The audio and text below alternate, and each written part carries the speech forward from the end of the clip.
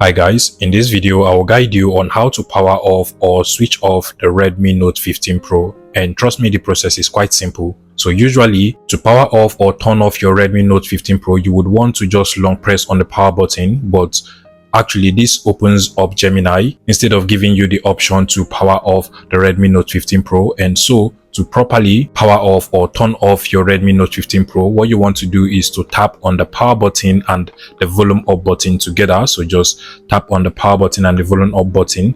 So you can either swipe up to power off your device or just swipe down to restart it. Alternatively, if you don't want to be always tapping on the power button and the volume up button just to power off your device, you can simply just go over to the settings of your Redmi Note 15 Pro, scroll down to where you find the additional settings over here, and then to gestures shortcuts.